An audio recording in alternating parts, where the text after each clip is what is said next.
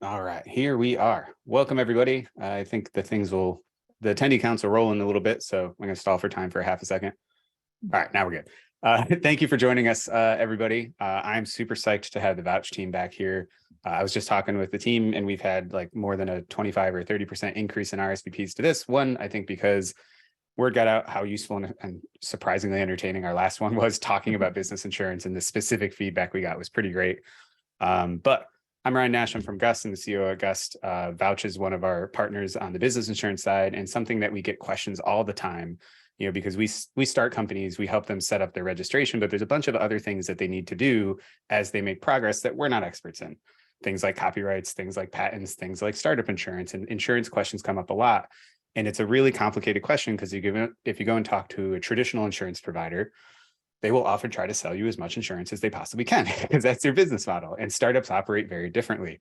They operate in an intense realm of uncertainty. Usually their business models are innovative or different or haven't been tried before, or have been tried before and failed very frequently. And now's the time, right? Market timing. And so the answers to the questions, much like what we deal with startups, is startups are not businesses. They're not LLCs. They're not restaurants. So a lot of the advice out there that you can Google up often is correct for that situation, but it is not relevant for the startup's journey. The startup's journey seems counterintuitive a lot, anywhere from raising funds on convertible notes and safes rather than just selling shares like a public company would, down to when to get insurance and what kind of insurance. And Vouch is spiritually aligned with us in that they like to provide enough education at the right time so that founders can make the smart decision and not just, overinsure or completely ignore everything and then go out of business when, usually when something good is happening because you didn't cover something that you should have. So I'm not an expert on insurance, so I'm going to stop talking, but I got the team from Vouch here to guide us through that. We'll have time for Q&A at the end. I've opened up chat. Feel free to introduce yourselves and what your startup name is, but please do not use the chat for any kind of pitching. Nobody's going to invest in here. We're going to educate and hopefully get you to protect yourself in the future. Allie, if you want to do kind of quick intros for yourself and for the team, and then I'll hand it over to you and we'll get going. Feel free to use the Q&A in the chat for any questions you have. There's some really exciting questions to get into. We'll save some for the end, and the team can help answer some as we go throughout if they're text-based questions or the Q&A. Q&A is usually the easiest way to get a queue going if you want to be answered in the order, but we'll spy things in the chat as well. And did I cover everything? I think we have some special offers, I believe, for you as well. If you've enjoyed this thing, I think Allie can speak to those, and we'll send links out and follow-ups. And yes, we're recording this. Yes, we'll send the follow-up, yada, yada, yada. So without further ado, take it away, Allie. Thank you. Oh, that is like the best introduction, right? I think I like the most that we're spiritually aligned in terms of how we think about founder education. So, and I'm, our goal is to make this as useful, but also as kind of entertaining as possible. Insurance is one of those topics that I think a lot of people don't inherently think about as particularly exciting. We obviously do because we're a bunch of insurance nerds over here, but our goal for today is really to kind of walk through, what are the milestones that you're going to go through as you're building your business? How do you think about risk? And then how do you think about some of these coverages that are ultimately going to probably make sense for your business? So before we get into the fun stuff, just a couple quick introductions. My name is Allie Schneider. I lead the partnerships team here at Vouch.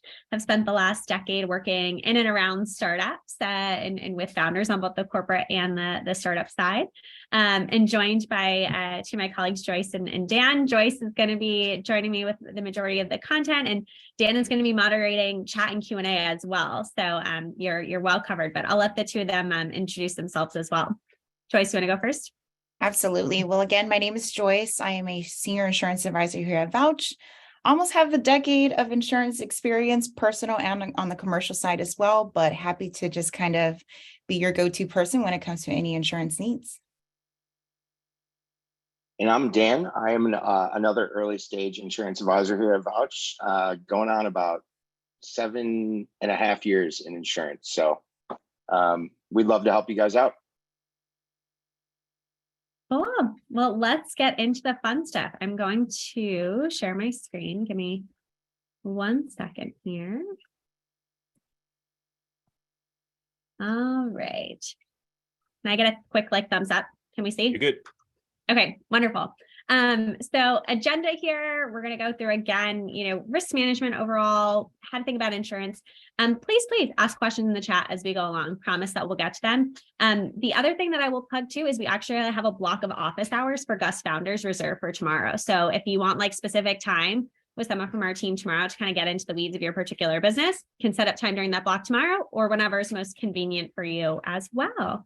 So let's get into it. So, before we kind of talk a little bit about insurance, right, let's first take a step back and just talk a little bit about why risk management is such an important topic in the first place. So, none of these stats up here, I think, are going to be particularly surprising to any of you, but at the end of the day, starting a venture-backed business is inherently risky, right? There are odds. And at the end of the day, companies don't make it for a variety of reasons.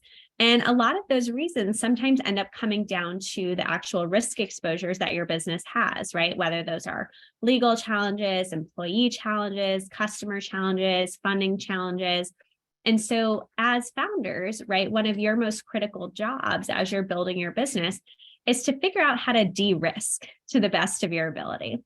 And the way that we kind of approach this topic is not to try to scare you. That's certainly not our goal. But the reality is that bad things often do happen to really great people and really great companies. And I think working on the insurance side here at Vouch, we unfortunately see it when claims are filed, right? What are the things that unfortunately do happen in the day-to-day of running the business? And so it ultimately comes down to, how do you really manage the risks, the things that are going to come up? And so I want to share kind of this very simple, but what we think is pretty effective matrix that we actually use and we encourage our clients at Vouch to use when thinking about de-risking their businesses.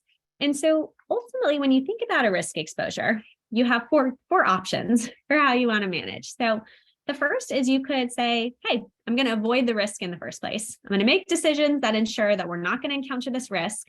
But the reality is a lot of those trade-off decisions that you have to make are going to prohibit growth, right? If you're making a bunch of decisions based on things that could happen. The second thing is you could actually avoid the risk, you could accept the risk.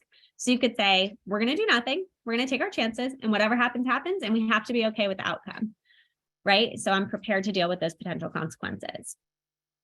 The third thing is actually mitigating the risk. So what are the actions or plans that I could actually take to decrease the chances of that risk actually occurring here? So, a great example here, actually hiring a very trusted, reputable legal partner, right, to set the business up properly, or making sure that you have the right employer HR, manuals in place with standard policies and procedures for employees to follow, right? What are kind of the action plans that you can make and enact ahead of time? And then the fourth option is actually transferring risk. And that's really just what business insurance is. It's how do you transfer a risk to a third party? And so when you think about a particular risk exposure and what strategy might be the most appropriate, it's really helpful to assess one of two things. So first and foremost, what is the potential severity of the loss, right? A rogue LaCroix, right, spilling on a laptop and breaking is significantly less severe than a cyber breach, right? But then the second thing we want to think about is, what is the frequency of that loss actually occurring?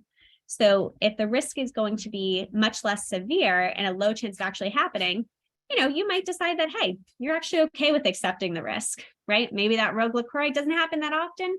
It's low severity when it does. It is what it is, right? But if a risk has a very severe anticipated loss and a high frequency of happening, that might be a risk where you kind of put your foot down and say, okay, we need to go out of our way to avoid that risk occurring in the first place.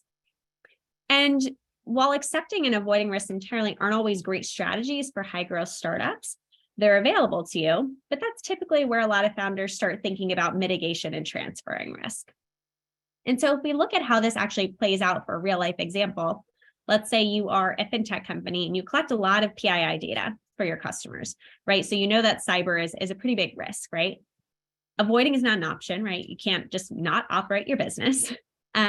You could reduce the risk, right? What are the the right cybersecurity measures you're going to implement? Maybe things like, proper authorization, right? Certain SOC 2 compliance processes that you're going to go through. You can transfer the risk through buying cyber insurance, or you can accept it, hope that nothing bad happens, right? So you can kind of see how this template actually ends up playing out. And in the early days of Vouch, when we were building our business, really just getting started about four and a half years ago now, we actually worked with the formal general counsel of Square to actually develop our own kind of simple but effective risk management framework to help us manage our own risks as a high growth startup. And so what we do and still do on a regular basis is really go through identifying the risks that we have. So what are the things that keep us up at night that we're nervous about happening? Then we prioritize them, right? How likely are they to happen? How severe if they do? What is the action? Again, where are we going to really focus on mitigation, transferring? What are we comfortable accepting and avoiding? And then monitoring on a very regular basis over time. So now, as we start to think about business insurance specifically and that transfer option, the biggest question that we get from founders and finance teams over and over again is, when should I get business insurance? What should I get? And how much should I get? And one of the things that, I find this pretty interesting that we found over the years is that actually close to 65% of repeat founders will actually buy business insurance on day one compared to 0% of first-time founders. And the reason why that is a thing is because experienced founders have been through building businesses before, and they've typically experienced at least one or two things or scenarios where things have happened, right? They've learned those lessons the hard way. And so how we're going to talk about insurance coverages today is to actually talk about the key milestones and trigger points where, founders and finance teams typically will buy insurance and the risk exposures associated with hitting those specific milestones. So how we can think about understanding the appropriate coverages. So I'm going to jump in here and go for it. I said it in the chat, but I don't have the stat offhand, but you can probably find 20 different examples of it. But repeat founders are often more likely to not fail as well. So I do think correlation and causation, be as they may, it is not that startup insurance is the guaranteed way to succeed by any measure. There's product market fit, there's networking, there's fundraising, there's tons of stuff that go into it. But what I love about the event that we do is because de-risking your startup is the key to just building a startup. Now, insurance is one way of de-risking it, but everything else you do, market validation, minimal viable products, all the language in our space is literally about mitigating that risk, because you're up against established, well-entrenched competitors that just can't, they dominate the industry. So you need to figure out clever ways to do that. And I've got tons of stories about founders who fell apart exactly because of what you said. They didn't acknowledge a risk and it bit them. Before we jump into it, do you want to jump back a slide real quick? Because I did prepare a poll before we educate people too much. Let's do it. To actually just get people, because I already see people in the chat kind of explaining their view of what risk is or what insurance is.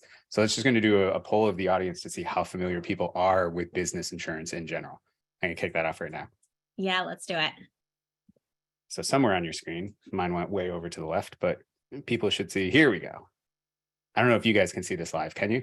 Yeah, we can. Oh, wonderful. Cool. Oh, this is so fun. We'll share the results in just a couple seconds as most people get in here. We've already got almost half the people filled it out. Oh, this is fascinating. I know, this is fun to watch. All right, we got a lot of newbies. That's awesome. You're gonna be at least to I'm gonna guarantee at least a 3 or 4 by the end of this session. There we go. Five is your licensed insurance agent. All right, I'm gonna cap it once we hit 70% is good enough. So now everybody should be able to see this. Awesome. So it looks like we have the perfect audience for this event. Perfect. And any of the other experts that we have in here, feel free to chime in the chat too, if there's anything that we're missing that you're experts in. Yeah, awesome. Well, thank you. Back to you, Ali. Thanks. No, thanks so much, Ryan. And the thing that I think is important to highlight before we kind of get into the specific coverages too, is that everyone's insurance program is going to look extraordinarily different, because your needs are going to be very different from any other company's needs as you grow and scale. And the coverages that you need and how much that you need will change over time as your company grows and scales. Depends on a lot of factors, right? Everything from, the amount of capital that you raise, what industry you're operating in, what technologies you leverage, what data you collect, revenue, size, right? There's a lot of factors that really go into determining what is the appropriate insurance program. And so, this slide, I think, does a nice job just kind of benchmarking in terms of how you can kind of think about insurance at different kind of points in your journey. But I think it's also important to point out that everyone's program is different. And, we're going to talk about this at a high level today. But again, we're so happy to kind of get into the weeds on folks' specific businesses and office hours or follow-up calls as well, because it really is sometimes it's a little bit more art than science in terms of what's actually appropriate for the business that you're building. So with that, let's get into the fun stuff. So The first milestone that we're going to talk about is incorporation. So, what are the things that should be top of mind when you're initially setting up your business from day one? And so the two coverages here that are going to be the most relevant are what we call general liability and business personal property. And typically they are usually bundled into one policy called a business owner's policy, or a BOP, because we love our acronyms in insurance. But in general, these are coverages that we think about as, you're just really good basic business owner's policy.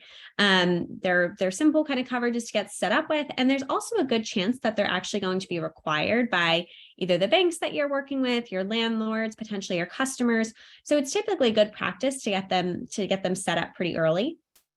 We're actually starting to see a lot more co-working spaces like WeWork, for example, that actually require all of the companies that have dedicated spaces in their WeWork facilities to actually have general liability. Banks will often have some of these requirements as well because of some of the property exposures that they have. So with that, I'm going to hand it over to Joyce and we'll get a little bit deeper into what they are and what they actually cover. Awesome. Thanks for that, Allie. So here, obviously, we have the general liability, which is kind of like the baseline protection for all business owners and operations here. Not only is it protecting you from businesses when you have any visitors in your office, like let's say if there was like a slip and fall and the medical payments will obviously pay up to its limit there. But it also has the personal and advertising injury coverage. So let's say you launch your website and you want some sort of protection that's protecting you against copyright infringement, trade dress, or slogan. Even if you're not liable, ultimately the general liability will also pick up any legal costs associated to that. Now, the one final piece here that I just would like to call out on the general liability is also the product and completed operations liability. So it would cover any lawsuits, claiming any bodily injury or property damage that may be caused from your work, if you have any sort of hardware or even a product that you could potentially manufacture or distribute there. And here we have the business personal property next. Awesome. So again, business personal property is also combined with the general liability. So this is designed to cover any tangible goods that the business currently owns. So we're talking laptops, desks, chairs, office equipment, hardware that the business owns. Now, a common claim that we see a lot would be for those remote employees. You'll see that someone spilled coffee on their laptop, and what do you do with them? You then would have to file a claim under the business personal property to replace that laptop there. Ellie, I will hand it over to you. Awesome. Thanks, Joyce. And what we'll do too, because I know we have a lot of people on, I promise any questions that are coming through in the chat, I know Dan's answered a couple, but I promise we will get to them all as well. And before we jump, excuse me.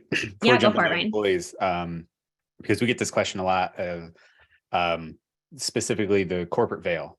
So there's two kinds of business liability here. And, this is kind of the cool intersection between Gust Launch and Vouch, which is when you set up a Delaware C corporation and when you complete, basically establishing the 3 layers of governance, which is directors, officers, and shareholders, which if any of you are Gust Launch customers and you have yet to put all of those layers of governance in place, please complete those as soon as you can. That's what allows a Delaware C Corp to shield the employees and the founders of the combination from personal liability.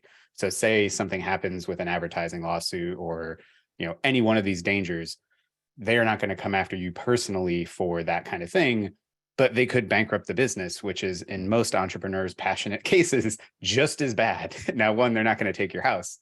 And on your COI, particularly, especially if you're a Gust Launch customer, we have the provisions to protect the runners of the company from that liability creep. But one, be sure you establish what they call the corporate veil by having everybody assigned and getting some shareholders early on. Otherwise, that's kind of what they call a shell corporation.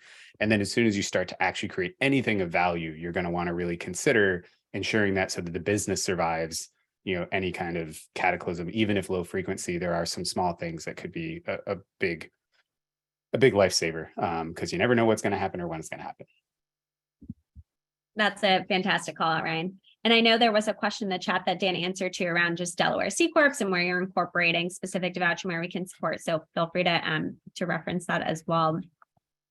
The next topic and milestone that we'll talk a little bit about is one that's going to be relevant, I think, to all of you, no matter what industry or space you're operating in, and that's actually hiring employees and building out teams. So again, while we go into hiring and managing people always with the best of intentions, the unfortunate reality is that close to 40% of private companies will be sued by an employee at some point in time.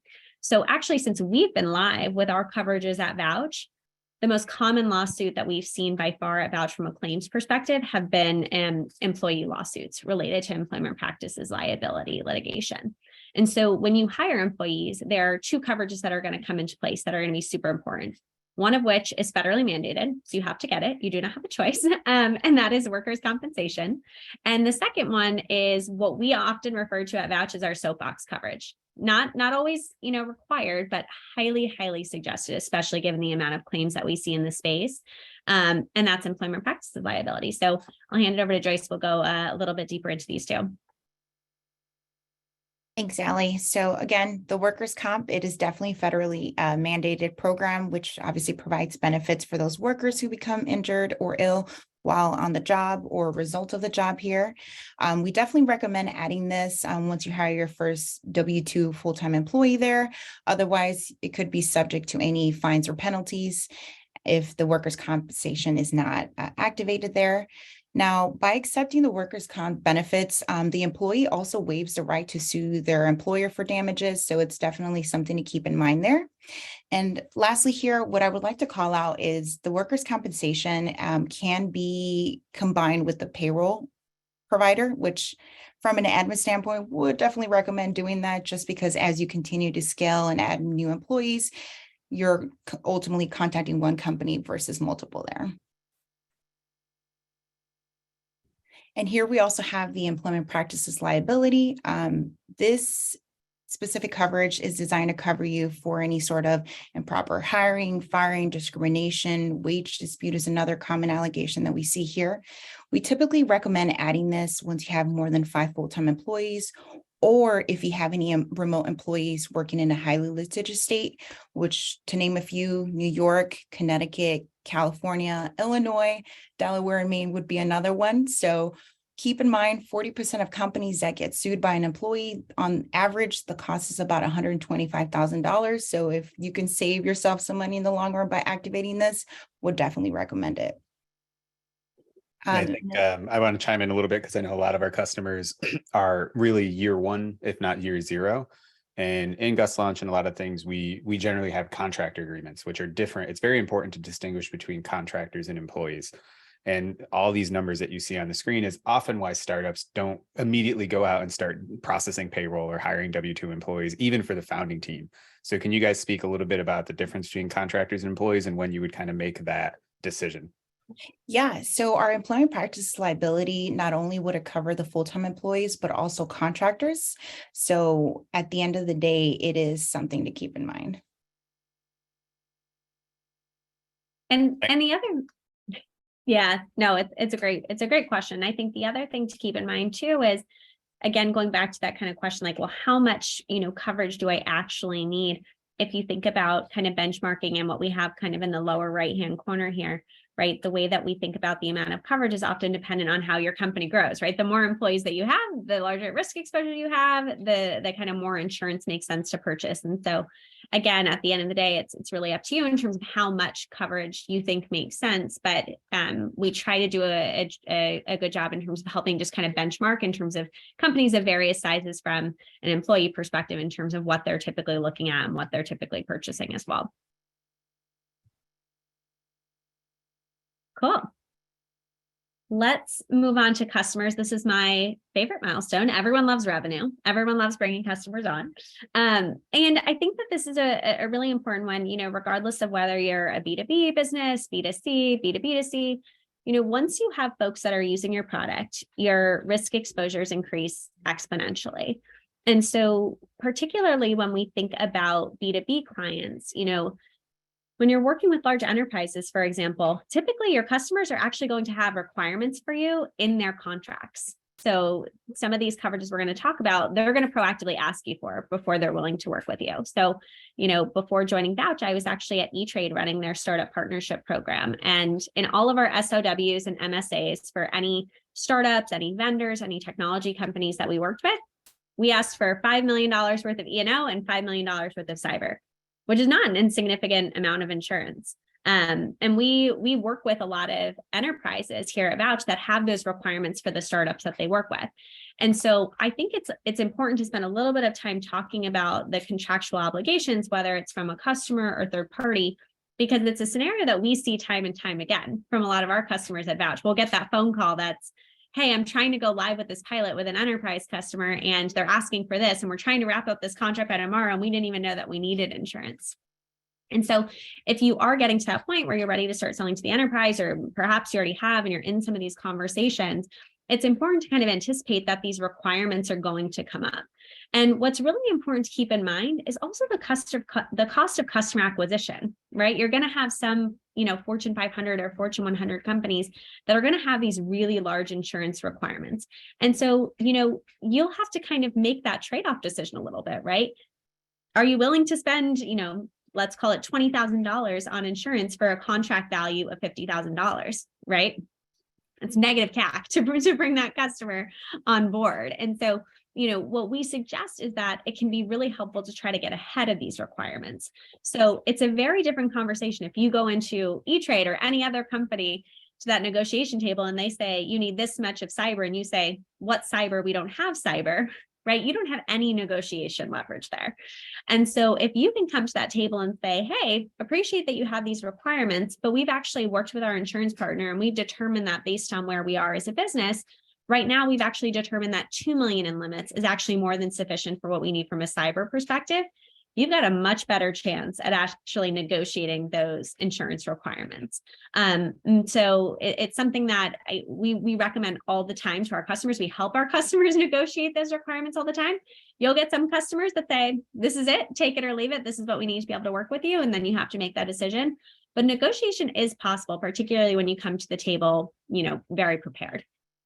So yes, this is one of my favorite. This is the spiritual overlap between our companies because we preach this exact same thing, but when it comes to corporate governance, where it's like, I think most people who start a startup that's outside of a regulated or a B2B field just pass by all this stuff completely because nobody's forcing on them. If your customer is some random stranger on the internet who found your website, they're not going to ask you what your insurance is. But if you're trying to sell to a university or a government associated center or, E-Trade or anybody like that, even small businesses sometimes with like their things, they put those requirements back to the founder. And like we say with Gust Launch is like being diligence prepared at pretty much all times allows you to remove so much friction from every conversation, whether you're pitching to angel investors and they're like, oh, great, I'm interested. What's the next step? And you're like, oh, I have to go get a company actually, or like, oh, we didn't actually sign that advisor agreement. Like you're already on your heels in the negotiation conversation and you're introducing roadblocks. And I've personally been through this thing with cyber, with key man insurance, with directors and officers is like, you have a conversation with a huge lead, and then you have to go and do a ton of homework. All of a sudden that hot lead is now kind of lukewarm because like your emails might not get responded to as quickly as they were before. But if you can literally just turn it around, oh yeah, here's everything we have. And like, is this a sticking point? Because we only have this much coverage. We host everything in the cloud, so we don't really worry too much about that. That can really help grease the wheels of progress and landing these actual relationships, regardless of if it's a new client or funding or whatever. So Gust and Vouch very, very similarly in the like, an ounce of prevention is worth a pound of cure. There's a real Pareto principle at play here where like, if you do, 20% of the work and just educating and getting your ducks in a row, you can get 80% of the benefit in a lot of these situations. That so well put, Ryan. It's how do you move as quickly as possible, but how do you establish, credibility for yourself? The more prepared you are and the more that you can show you've kind of done your research and done your homework about, what makes sense for your business. And it can not only enable you to move faster, but often it can move things forward more quickly just because you've kind of established that trust and credibility that you're doing things by the book. I think particularly in this macroeconomic environment, investors, customers, people are doing their diligence a lot more than they maybe have been in the past couple of years. And so coming to the table and giving people kind of the comfort that you're doing things the right way and you take the business seriously makes a big difference. So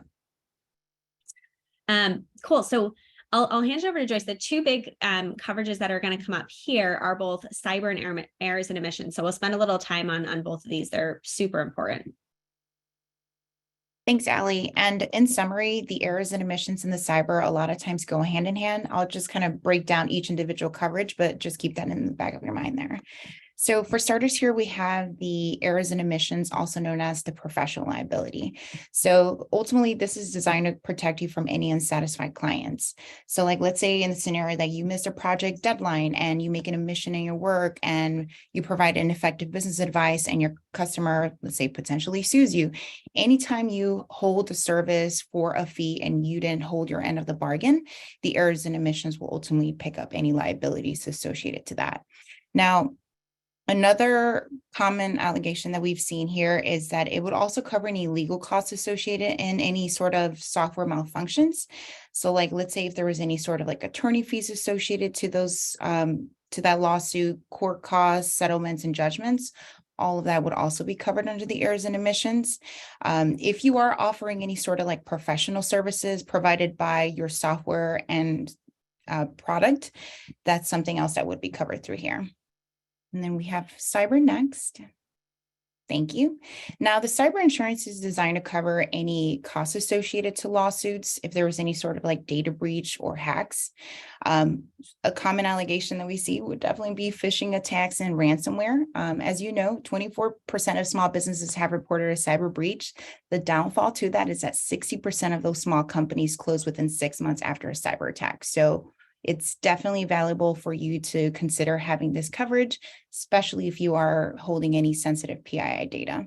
Now, when it comes to the cyber insurance, there's actually two main attributes. We have the first party and the third party. So the first party is designed to cover your system and software. If it were to be compromised, we notify those customers that were affected by the breach. And we also offer forensic analysis just to determine where exactly did the breach come from. Now, on the opposite side, the third party, most of the claims payout are associated to that because not only does it cover any defense fees associated to the breach, but it also covers settlements and judgments. Awesome. And one thing that I would add on the cyber front, I mean, obviously the trend, it's not necessarily a trend anymore, it's just kind of a way of life, but remote work has been a huge factor in terms of the increase in cyber crimes. You think about ransomware, fraud, it's much easier for people now to get away with things that they might not have been able to get away with the kind of traditional office culture, right? You think about the emails, the phishing attempts, those things where it's much easier to turn to your colleague and say, hey, does this seem legit? Or, hey, just confirming I can make this payment on the Stripe account. We're definitely seeing kind of the impact there of teams just being a little bit more spread out and hackers, quite honestly, being able to get away with more than they've been able to get away with in the past. And obviously you think about risk mitigation, doing the right kind of cyber trainings with your team and the right kind of phishing and ransomware trainings to make sure that, your team knows what to keep an eye out for and try to avoid those things in the first place. Awesome. I think we got in the chat asking specifically about D&O, and that was a part of kind of cyber and E&O. So it was a perfect segue to whoever, I apologize, can't remember the name, asked that question. But the last kind of key milestone we'll talk about is actually raising capital. And so absolutely right. The key coverage here is going to be directors and officers insurance. To the point we were talking about a little bit before, thinking about the right timing to get D&O. A lot of the time, getting coverage in place before you're raising your round can actually be very fruitful in terms of going in and proving to investors that you've done your homework and that you care about not only protecting yourself as the founder, but protecting them as investors and board members. And so there are kind of two key reasons why you would want to consider directors and officers insurance. And the first is if you're operating in a regulated industry. So, you have specific compliance requirements and you're in fintech or healthcare and life sciences or ed tech. If your clients adhere to if you are adhering to regulatory guidelines or you're supposed to be adhering to regulatory guidelines, you're going to want to get D&O right out of the gate. And the reason why is directors and officers lawsuits will typically come from non-compliance of regulatory guidelines. It's a huge component of the coverage. And the second piece is actually protecting yourself from, the interests of your investors. So, investors are investing in you to fulfill an obligation, right? That you sold to them, right? A mission, a company that you're building. And so if you were to misrepresent projections or mismanage your accounting books or spend money where it hasn't been signed off, and you were to be named in a lawsuit, you may be subject to litigation from your investors. And if investors are sitting on your board, they can be subject to litigation as well. And so super important coverage that you're going to want to have to protect yourself. But by the time you get to that Series A milestone as well, your investors are definitely going to require you to have it. So Joyce, I hope I didn't steal your thunder too much, but what else would you add on the D&O front? I get so excited about this one, so I got ahead of myself. Yeah, no, honestly, you definitely said a lot of the key highlights that I wanted to mention. But at the end of the day, you're doing your due diligence by making sure that you're protecting not only the founder's personal assets, but you're taking the proactive approach on making sure that you have strong risk management practices. Now, just to name a couple, highlights of certain claims that we've seen in the past, which would be mismanaged funds, slander, libel, and copyright infringement claims, failure to comply with regulations, or even failure to follow organization bylaws there. Ooh, and I have a fun horror story on this as well Oh as like boy. a little bit of frustrated founder energy. So a lot of times if you come to our other events, when we're talking about fundraising, we're talking about success, about market validation, about all the little things you can do to de-risk every other part of your business other than getting sued. We're constantly preaching that this is Moneyball. This is a numbers game. Investors invest in 20, 30, 70 companies over the course of 10 to 15 years to get a return. And they're betting on the unicorns, or at least what some people call the gazelles, which is maybe not $1 billion company, but a 500 million acquisition. And, these kind of investors are very high risk, high return investors. Some founders say, why the hell would they care if they're going to give me $100,000 and then like, I'm an idiot and I blew up my company and it went to zero. Like, don't they expect that to happen to 50% of their portfolio? Why am I spending money doing these kind of protections? And coming off of the 2021 peak, I will say there are definitely investors out there who wrote checks with no like real care about diligence. Valuations were super high. A lot of retail investors flooded the space, or a lot of people who, get attracted to bull markets as they gain momentum. But the fundamental investment landscape is there all the time. Angel investors that are professional angels haven't quit just because the market went down or anything like that. But these are the real deal leads. These are the people who write first checks. These are the people that make the real angels, not the ones that are just like Ashton Kutcher followers or like Angelus Syndicate folks. So they care about this stuff because their portfolio strategy depends on, yes, 50% of my companies are going to fail. A lot of that's no product market fit, not enough research, not enough timing, yada, yada, yada. But some of that's just going to be the founder didn't know any better and the company tanked because they never paid taxes. They hit revenue, they didn't report it, they didn't know what they were doing, and then things went kaput. But if you have insurance in place, like you can get at least paid back for the investment. And that factors into this portfolio strategy where it's like, no, you didn't become the unicorn that gave me the 36 return or 30x return that I was looking for. But when you went out of business, I got my 50 grand back and I can put that 50 grand into another startup to increase the odds of my portfolio actually hitting one of those gazelles or unicorns that the entire thesis of the portfolio is built on. So that is why, even though they're extremely risk tolerant angel investors, they do care about these fundamental protections because it helps their strategy and they're thinking way beyond just specifically your company, 0 to 1, are you going to knock it out of the park or not? And I think that's going to increase in the next 5 years because diligence is going to be tighter. The kinds of investors in the area are more experienced. They're sticking around. They're not, frothy, bull markety kind of check writers. Come back to me at your Series A when we can actually talk about your valuation. Yeah, that's it. It's such an important point. And I think it's something that we're actually starting to see on the VC side as well. So a lot of VCs are starting to really crack down on diligence. They're starting to get more serious about their fund insurance because guess what? They're starting to get asked about it from their LPs, right? Are you investing our capital in a fiscally responsible way? I think some of the scenarios that we've seen play out with FTX, for example, right? There wasn't the right board governance in place. There weren't the right coverages. There wasn't the right diligence. And now there are a lot of lawsuits going around against FTX investors from their LPs in terms of, investing that capital in a fiscally responsible way. And so, the D&O coverage is so important for you as founders because it protects you if you were named in a lawsuit alleged against the business, but it's also going to protect your investors if they are named as well, which is why they are going to be pretty adamant about making sure that you have that coverage in place. All right. And I have to make a personal anecdote. I'm so sad I didn't do this, but a friend of mine 2 days ago sent me a link to a troll website that makes like fake t-shirts and whatnot. And one was for FTX risk management department, as if you worked at the company. And I literally said, I should buy that shirt and wear it to some of the events that we do to see if anybody get it. Now I regret not buying that shirt. You know what? It's so funny because our director of Web3 wore that shirt to our offsite last week and thought it was very funny and got a lot of laughs. I also think it's yeah, it was definitely an interesting choice for the Vouch sales kickoff, but no, it's a lot of learnings from that one that are still very much playing out in real time. And then I think, we'll talk about this coverage a little bit quickly as well. Crime. I mean, once you start to raise capital, once you have more finances, you have more people at the company that are managing finances, right? Who are the employees, right? That have access to the company's Stripe accounts and to your bank accounts. Right, crime coverage is going to be important to think about as well, because it's going to cover things like employee theft or embezzlement, funds transfer fraud. It's amazing to me the kind of anecdotes we hear coming out of kind of the crime policies. I think my favorite one is the employee at a company who will remain unnamed, where he was looking to exercise his options, his stock options for the startup he was working at. So he logged into the Stripe company account, wired himself the money, and paid for his own options. Right?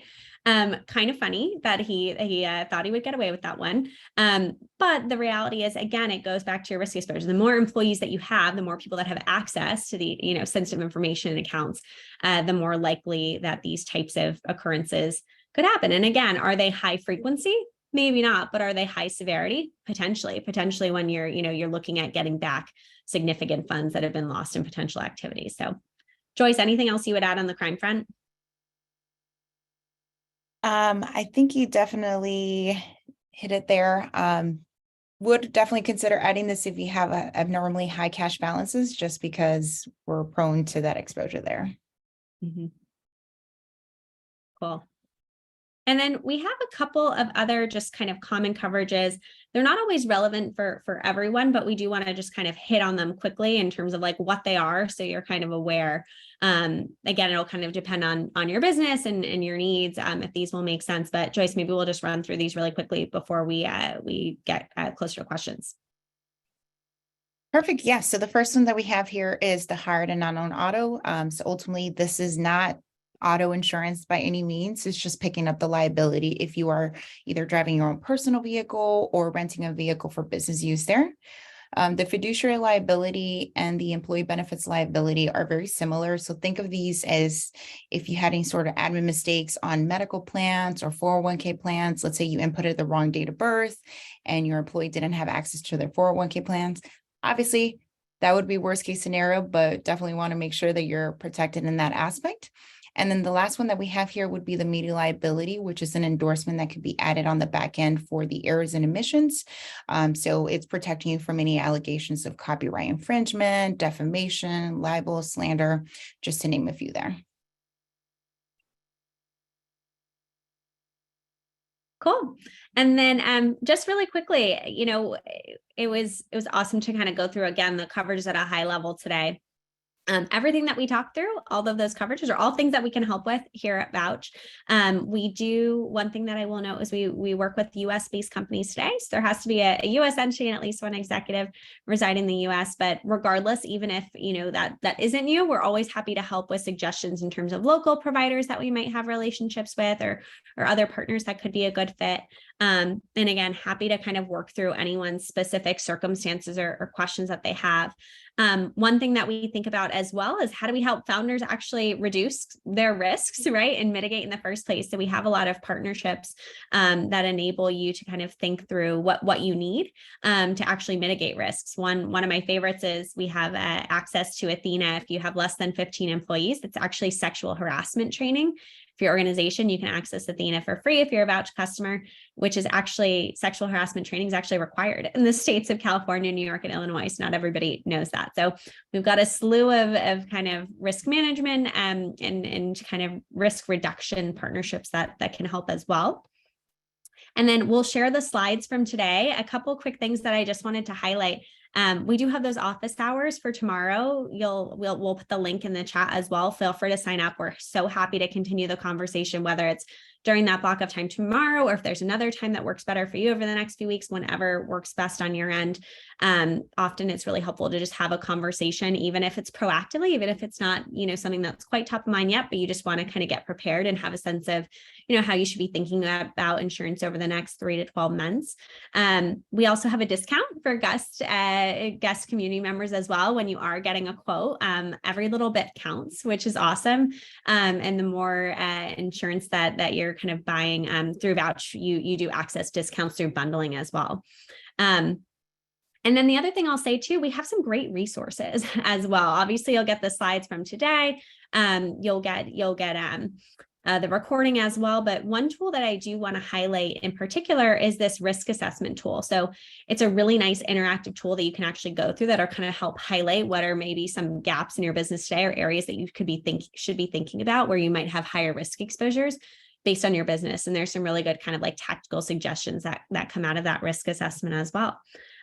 So a lot of good stuff. Hopefully wasn't too much information overload for you all today. Hopefully it was useful and hopefully a little bit fun as well. I know we always have fun, but again, we're super biased over here. We like boring things. Yeah, we like boring, tactical, helpful things. So want to first and foremost just thank everyone for joining. And with that, we can really start to kind of jump into some of the questions that I know that we have on here as well. So yeah, we got tons to get through. Nice. Let's see. I know, Daniel, you have made my job incredibly easy, because normally I hawk around the Q&A and I'm answering, clicking answer live and typing answers based on my trivial knowledge. By the way, I am not licensed to do anything with insurance. I am only licensed to make similes out of principles and translate it to my business, which I'm poor at selling. But let's dive in. We got one from way back, about halfway through, anonymous, but it says, what do you mean by financial insolvency? How can insurance protect that? Can I get insurance to make sure my business is a guaranteed success? That is a tough one. I think, do we have financial insolvency on one of the slides? I'm trying to go back. I don't think it was insurance against financial insolvency, but I Yeah. think it was rather how insurance can prevent you from going into financial insolvency, because the high magnitude risks, high magnitude, low frequency risks, most startups are just never built to absorb. So it's and this goes back to my thoughts about angel investing, is angel investors know that sometimes just bad stuff happens, where it's you're a brand new startup, nobody even knows about you, but like you said, you get cyber attacked because who knows, you just randomly showed up on a list somewhere and somebody DDoS'd your servers or got a thing, and all of a sudden they're literally holding you ransom, and they've locked away access to a crucial account, and they say, give us $50,000 or you'll never get back to your things. Again, I'm not saying we don't negotiate with terrorists or advising you on how you would handle that situation. But if you had an insurance policy that you could actually tap into some funds to manage that, whether that is paying or whatever, you could actually avoid insolvency, when the only alternative would be to just go out of business. Yep. That's exactly it. And I think, honestly, one of the biggest pieces that ends up really financially hurting people is the litigation, the legal costs, right? Depending on the claim and the situation, right? That's really where the kind of financial insolvency that can be devastating to the business comes into play, is when you're really racking up those, legal hours and defense costs. And then, depending on the claims, to Joyce's point, right, the fact that I think it was 60%, Joyce, roughly 60% of companies, small businesses that experience a cyber claim go out of business because those costs are so deadly, right? You can't kind of take, crawl out of that sort of kind of devastating financial hole. And so it's one of those things. That's why, insurance is one of those things, if you don't get it, you hope that nothing bad happens, but you have to be prepared to deal with the consequences if something does, and you don't have coverage in place. So I know I said I wasn't going to lean into scare tactics. That sounded very scare tactic either. Well, the thing is, a lot of these things is the premiums are not crazy for levels of protection, because insurance companies are based out of, they play Moneyball. They know that some small portion of their portfolio is going to get hit by a devastating attack, and they're going to have to shell out for it. But they make up for it by the fact that, there's thousands of companies that didn't get in that weird cyber attack. But I have a great Gust oriented story that I'm kind of proud of about specifically lawyers in legal fees. And I'm only going to tell this because it ends with a super happy ending. But one of the craziest things in the world is patent trolls. So years ago, maybe 6 or 7 years ago, we got sued by a patent troll for the patent of an online platform to facilitate fundraising, of which there was tons of prior art, there was tons of whatever. This was by a company that was suing like 20 people in our space, anywhere from AngelList to I can't even remember what they were at the time, but tons of companies that had anything to do with like, oh, we have like startups and investors on there. So you can imagine now it would be Republic, it'd be Seed Invest and whatever. So these are patent trolls. They know exactly what they're doing. They acquired some patents from some dead company. They went and sued 20 people, and they initially sued them with like, give us $400,000 and we'll license our patent to you so that you can keep operating your business, which is infringing on our patents. And then we found out that 99% of the people settled for roughly 40 grand. The entire purpose of the lawsuit from the patent trolls was to play a numbers game and be like, let's sue everybody who has this and make our fees scary so that they pay attention, but then reduce them so we put some money in our bank account and we go about our business. Bless our founder, David S. Rose, who 1 is good with lawyers and 2 is very dogmatic when it's a principle-based thing. He fought that through 2 years of court cases, through law firms. We accumulated millions of dollars in legal fees in order to fight these patent trolls. They tried to bring us into Eastern Texas, which is a district that is very familiar, and they support patent trolls because they have some like weird courts and laws, or I don't even know how it works. We got them to bring the court case to New York. We won the court case, and we were on the legal fees paid back, which never happens. Well, it does happen clearly, but it's extremely rare. And that's one of the craziest things that I never realized. I was a CTO at the time. So like fighting patent trolls was not part of my day job. It was more of like an updated thing.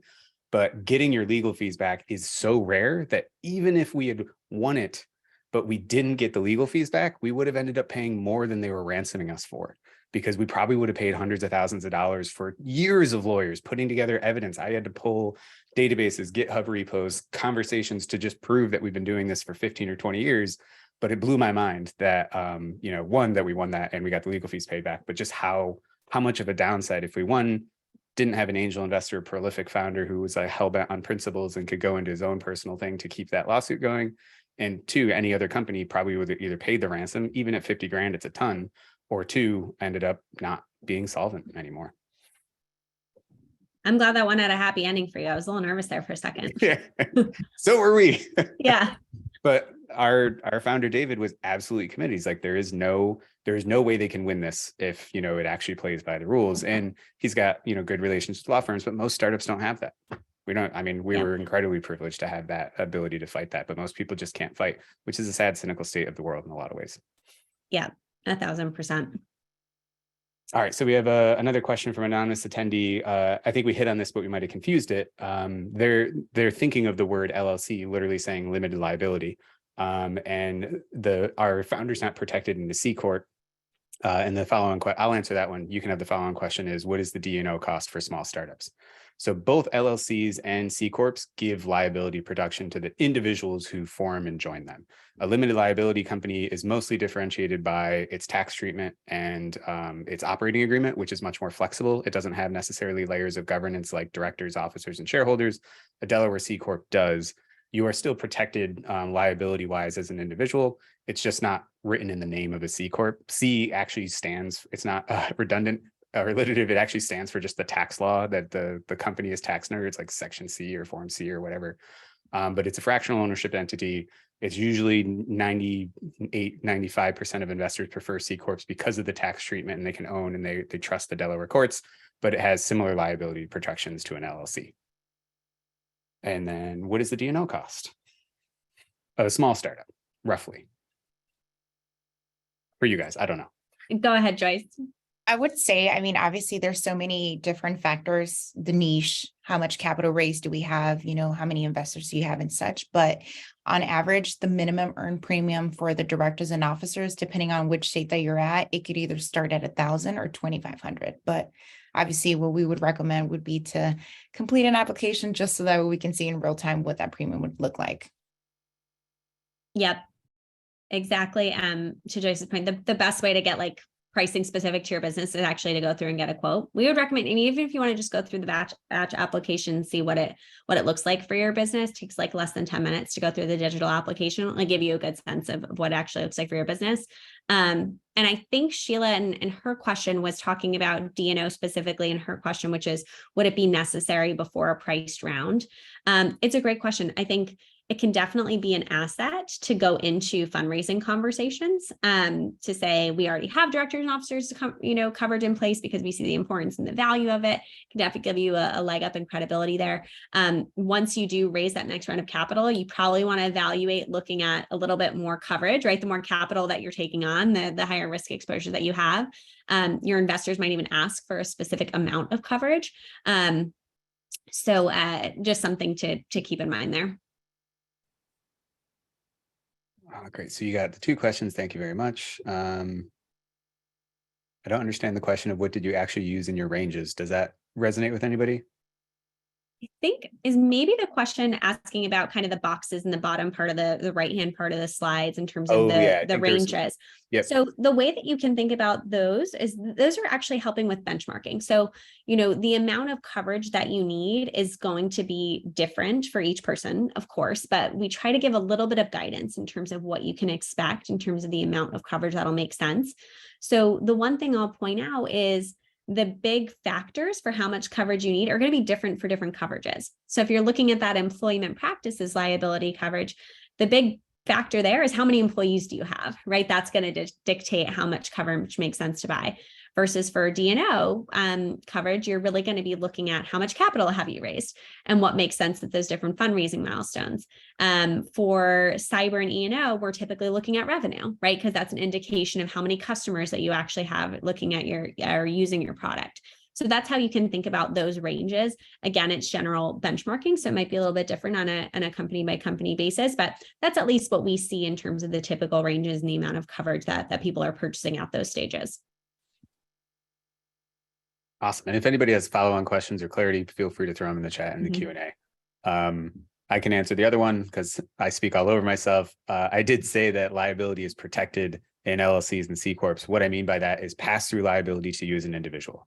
So if you start a Delaware C Corporation and you conduct business, you don't commit crimes and you're not breaking federal laws or doing things like that, but you're just trying to run a business and you get sued and you lose, the corporation could go bankrupt and the corporation gets insolvent.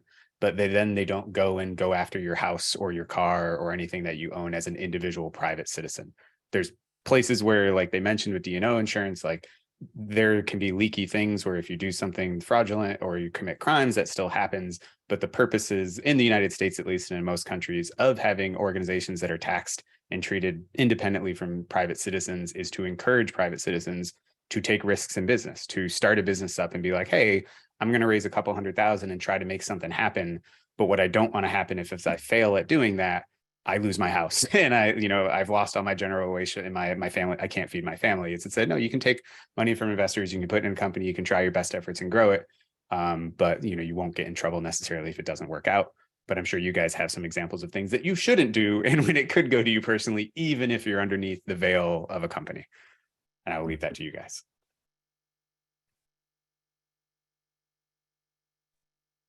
Yeah, Joyce, Dan, anything on your guys' end that should be helpful for just keep top of mind there?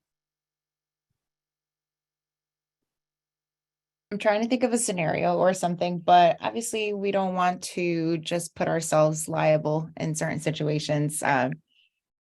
Risk management is key in everything. But don't commit crimes, do not break the law and be like, but I broke the law as a Delaware C Corp. So like it should be the C Corp that goes to jail. It's like, no. But yeah. Try to avoid breaking the law in general where you can. It's a general guidance.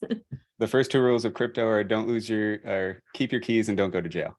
And I feel like those are still the first two rules of crypto. Yeah, people are still, I think, figuring that out. Yep. But do we have any other outstanding questions? We're like perfectly at time. We might have just kind of nailed this. Oh, good question from Chris. We could do one more quickly. Is there insurance against IP lawsuits?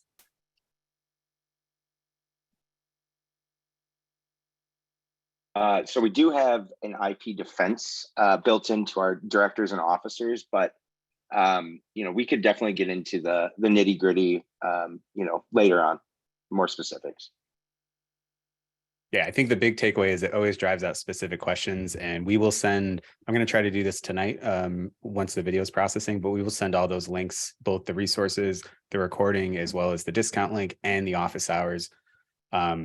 Insurance is very specific to where your startup is. And like, I really think it's worth the conversation, because even walking away with like, hey, I'm comfortable taking that risk. You know, I'm a solo founder who's just working on a thing right now. If it goes out of business, no big deal. But like, I know the inflection points of when I might reach back out and talk to Vouch and arm yourself with that kind of information. It's honestly invaluable. Allie, I don't know. I think the time slots are literally 15 or 20 minutes. So it's not Yeah. even like, it's, you know, it's not like a huge wash to go waste that time. Just being aware, I think is great for pretty much every startup.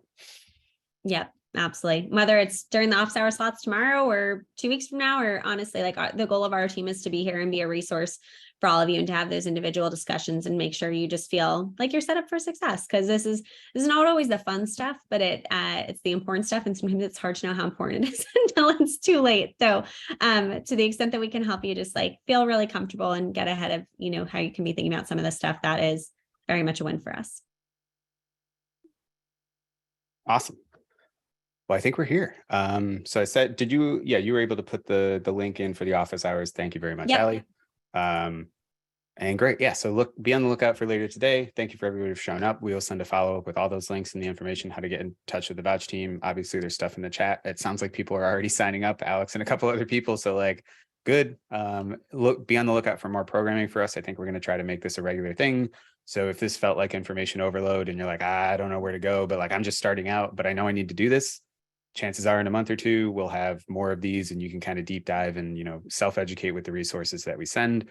If you're thinking of starting a C Corp or a brand new startup, check Gust out. Like, we bring in people like this that are obviously smart and experts in the domain to try and fill in those gaps. Because most founders are passionate about making a change in the world that has very little to do with Delaware C corporation structures or D&O insurance or, you know, patent trolls or anything like that. They want to go build a product and they want to change the world.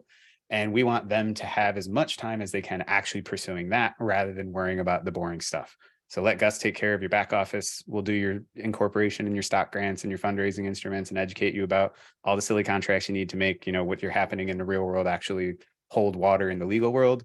And Vouch can help with the very same thing in terms of protecting yourself and de-risking yourself from all the weird, not scare tactics mongering or anything like that, but the random stuff that could happen to increase your chances of success. And I think putting this all stuff together is hopefully going to create more successful startups from across the world.